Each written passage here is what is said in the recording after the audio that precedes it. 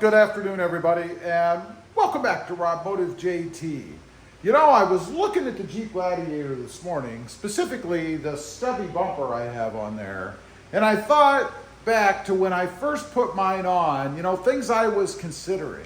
And there are really 5 reasons why putting a stubby bumper on the front of the Jeep Gladiator can be bad. First of all, let's take a quick look.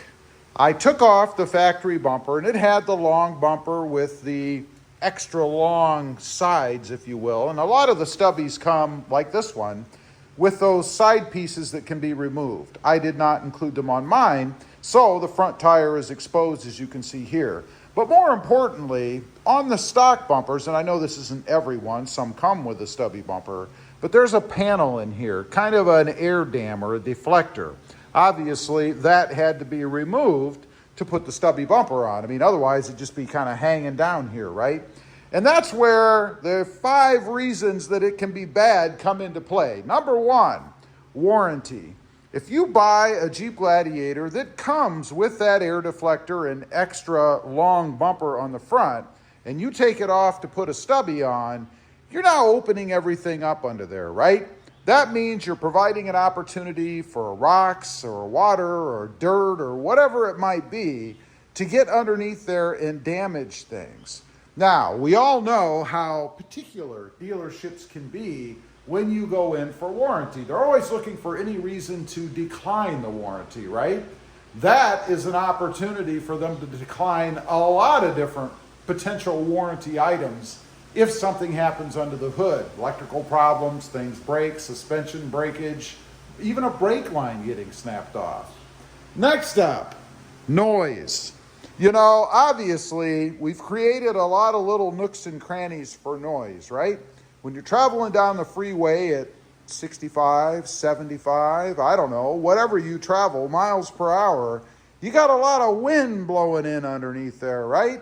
And there's a lot of components and things under there to catch the wind. Obviously, that's gonna make noise. And I get a lot of comments on the channel, even though it's a Jeep and they're not exactly noise-free, but about how loud the Jeep is. You know, is it the tires? Is it the wheels? Is it something else? If you have a soft top, forget about everything. It's gonna be loud. But this doesn't help. If you take those deflectors off, those little air dams that were on there, you're going to provide a heck of an opportunity for things to catch the wind and make noise under there. Next up, kind of as I mentioned in the front or the beginning of the video, component protection. Obviously, you've opened up a void. Now, that means anything can fly in underneath here and damage things. From something as simple as the inner fender liner, to all of these little wires and things, these little tubes, the brake lines, all the stuff that's under there. I mean, imagine a hunk of wood or a fairly decent sized rock hitting some of these components under here. There is no protection. It's gonna fly right in and destroy anything that's in there. You might lose your brake line, who knows? Next up, water intrusion. Now, obviously, when it rains, there's going to be an opportunity for water to get all over the place. I mean, it's not like it's a sealed system, right? But when you take this off and you're driving down the freeway, driving that water into this area, there is much more potential for water to get underneath the engine or even up in the engine bay. I mean, if you look at the inner fender under there, it's not exactly watertight. I mean, you've got all kinds of gaps and areas where water and stuff can get in, and it can be a problem if it saturates the engine. You know, we have the alternator right up on top, and obviously you don't want to get that wet. I mean, Jeep put that up there, I believe, for off-roading purposes so that you could go through deeper water to some extent and not have that alternator sitting down low while it will get soaked. Just something else to consider. Next up, fuel economy. You know, I get a lot of comments on the channel about fuel economy, and if you look at the Jeep Gladiator, it is basically just a big square, and obviously it's not going to get good gas mileage because it catches every bit of wind that's out there. Oh, I see someone left me a present on the hood. Nice. The Jeep needs washed anyway, so we'll have to at least spray that off. But definitely affects fuel economy. I mean, you're creating much more resistance by opening up this area and letting everything catch in the wind. It's like putting your hand on the Jeep and then trying to go forward. Obviously, I'm not going to stop it, but it does affect the fuel economy to the nth degree. Lastly, going back to water intrusion. You know, I have a Toyota Tacoma sitting right out there. And one of the big problems that Toyota has had, it seems like for years, is rust. Rusted frames, rusted components. Obviously, the Jeep is going to get wet if it's raining. There's no arguing that, right? I mean, it's going to happen. But when you take off those front shields and drive that water in everywhere underneath, you're probably going to see a lot more rust on all of the exposed parts that may not have been touched so much by water before. And I'm talking about things that maybe are higher up in the compartments under there. Obviously, all of the components down low, well, they're going to get wet for sure.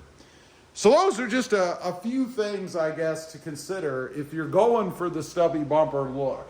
You know, I thought about those things myself. Honestly, you kind of have to decide what's important to you and what you really don't care about and what you're willing to risk when you do any mod on the Jeep Gladiator anyway. I mean, for me, obviously, none of these were important enough because, of course, I did rip that bumper off and put the stubby on. But I will say, putting the stubby on, number one, I think it looks a lot better on the Gladiator anyway, but it also affords an opportunity to do all kinds of other mods and things. You know, if you go with a bumper that has a built-in winch, one of the winch plates and all that good stuff underneath, you can add that to the front quite easily with the stubby. Mine has the winch plate down under there, and it also has the area to put the winch in right behind this plastic piece. It pops off, and you can put a winch under there if you want. Notice I've also added some lights on top. That's something I couldn't have done unless I just drilled holes through the OEM bumper. That would have looked not so good in my opinion. And the fog lights and stuff. I have different fog lights. I put LEDs on. My truck does not have LEDs anyway. So adding those, I think, is pretty cool. It just affords you an opportunity to do a lot of different things with the Gladiator. And I do love the look. I love being able to see the full tire from all kinds of different angles and even being able to see it from the front. I just think it's a more aggressive, meaner look for the truck. Anyway, leave a comment. Do those 5 reasons matter to you? Or you just say the heck with it, you're going to go ahead and put one on anyway? I'd be curious to know. Also, real quick, I do have 2 additional channels. Mod Driven, all about the Honda Civic, and Rob Motive, all about the Toyota Tacoma. Check them out, and if you're interested, why not subscribe? And while you're at it, smash the subscribe button here too. Thanks for watching. Stay safe out there. Bye.